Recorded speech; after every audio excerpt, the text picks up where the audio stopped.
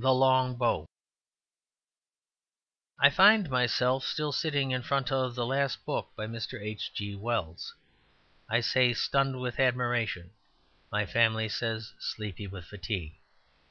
I still feel vaguely all the things in Mr. Wells' book which I agree with; and I still feel vividly the one thing that I deny. I deny that biology can destroy the sense of truth, which alone can even desire biology. No truth which I find can deny that I am seeking the truth. My mind cannot find anything which denies my mind. But what is all this? This is no sort of talk for a genial essay. Let us change the subject. Let us have a romance or a fable or a fairy tale. Come, let us tell each other stories. There once was a king who was very fond of listening to stories, like the king in the Arabian Nights. The only difference was that, unlike that cynical Oriental, this king believed all the stories that he heard. It is hardly necessary to add that he lived in England. His face had not the swarthy secrecy of the tyrant of the thousand tales. On the contrary, his eyes were as big and innocent as two blue moons; and when his yellow beard turned totally white, he seemed to be growing younger. Above him hung still his heavy sword and horn, to remind men that he had been a tall hunter and warrior in his time. Indeed, with that rusted sword he had wrecked armies. But he was one of those who will never know the world, even when they conquer it. Besides his love of this old Chaucerian pastime of telling tales, he was, like many old English kings, specially interested in the art of the bow. He gathered round him great archers of the stature of Ulysses and Robin Hood, and to 4 of these he gave the whole government of his kingdom. They did not mind governing his kingdoms, but they were sometimes a little bored with the necessity of telling him stories. None of their stories were true, but the king believed all of them, and this became very depressing. They created the most preposterous romances, and could not get the credit of creating them. Their true ambition was sent empty away. They were praised as archers, but they desired to be praised as poets. They were trusted as men, but they would rather have been admired as literary men. At last, in an hour of desperation, they formed themselves into a club or conspiracy with the object of inventing some story which even the king could not swallow. They called it the League of the Long Bow, thus attaching themselves by a double bond to their motherland of England, which has been steadily celebrated since the Norman Conquest for its heroic archery and for the extraordinary credulity of its people. At last it seemed to the 4 archers that their hour had come. The king commonly sat in a green curtained chamber, which opened by 4 doors and was surmounted by 4 turrets. Summoning his champions to him on an April evening, he sent out each of them by a separate door, telling him to return at morning with a tale of his journey. Every champion bowed low, and girding on great armour as for awful adventures, retired to some part of the garden to think of a lie. They did not want to think of a lie which would deceive the king; any lie would do that. They wanted to think of a lie so outrageous that it could not deceive him, and that was a serious matter. The first archer who returned was a dark, quiet, clever fellow, very dexterous in small matters of mechanics. He was more interested in the science of the bow than in the sport of it. Also, he would only shoot at a mark, for he thought it cruel to kill beasts and birds, and atrocious to kill men. When he left the king, he had gone out into the wood and tried all sorts of tiresome experiments about the bending of branches and the impact of arrows. When even he found it tiresome, he returned to the house of the 4 turrets and narrated his adventure. "Well," said the king, "what have you been shooting?" "Arrows," answered the archer.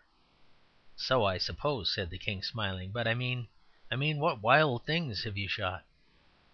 "I have shot nothing but arrows," answered the bowman obstinately. "When I went on out to the plain I saw in a crescent the black army of the Tartars, the terrible archers whose bows are of bended steel, and their bolts as big as javelins. They spied me afar off, and the shower of their arrows shut out the sun, and made a rattling roof above me. You know I think it wrong to kill a bird, or worm, or even a Tartar. But such is the precision and rapidity of perfect science, that with my own arrows I split every arrow as it came against me. I struck every flying shaft as if it were a flying bird. Therefore, sire, I may say truly that I shot nothing but arrows." The king said, "I know how clever you engineers are with your fingers." The archer said, "Oh," and went out. The second archer, who had curly hair and was pale, poetical, and rather effeminate, had merely gone out into the garden and stared at the moon.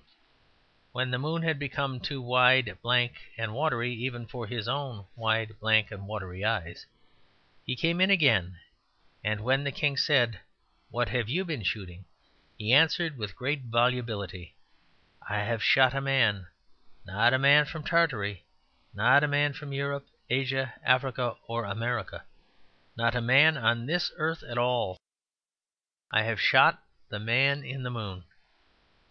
"Shot the man in the moon," repeated the king with something like mild surprise. "It is easy to prove it," said the archer with hysterical haste. "Examine the moon through this particularly powerful telescope, and you will no longer find any trace of a man there."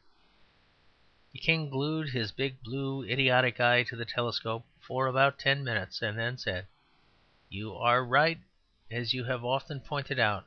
Scientific truth can only be tested by the senses. I believe you." And the second archer went out, and being of a more emotional temperament, burst into tears. The third archer was a savage, brooding sort of man, with tangled hair and dreamy eyes, and he came in without any preface, saying, "I have lost all my arrows. They have turned into birds." Then, as he saw that they all stared at him, he said, "Well, you know, everything changes on earth. Mud turns into marigolds, eggs turn into chickens. One can even breed dogs into quite different shapes. Well, I shot my arrows at the awful eagles that clashed their wings round the Himalayas, great golden eagles as big as elephants, which snapped the tall trees by perching on them. My arrows fled so far over mountains and valleys that they turned slowly into fowls in their flight. See here," and he threw down a dead bird and laid an arrow beside it. "Can you see they are the same structure? The straight shaft is the backbone, the sharp point is the beak, the feather is the rudimentary plumage. It is merely modification and evolution." After a silence the king nodded gravely and said, "Yes, of course, everything is evolution." At this the third archer suddenly and violently left the room, and was heard in some distant part of the building making extraordinary noises, either of sorrow or of mirth. The fourth archer was a stunted man with a face as dead as wood, but with wicked little eyes close together and very much alive. His comrades dissuaded him from going in, because they said that they had soared up into the seventh heaven of living lies, and that there was literally nothing which the old man would not believe. The face of the little archer became a little more wooden as he forced his way in, and when he was inside he looked round with blinking bewilderment. "Ha! the last," said the king heartily. "Welcome back again." There was a long pause, and then the stunted archer said, "What do you mean by again? I've never been here before." The king stared for a few seconds and said, "I sent you out from this room with the 4 doors last night." After another pause the little man slowly shook his head. "I never saw you before," he said simply. "You never sent me out from anywhere. I only saw your 4 turrets in the distance, and strayed in here by accident. I was born in an island in the Greek archipelago. I am by profession an auctioneer, and my name is Punk."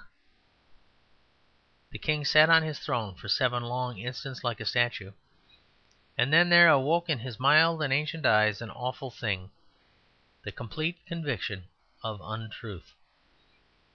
Every one has felt it who has found a child obstinately false.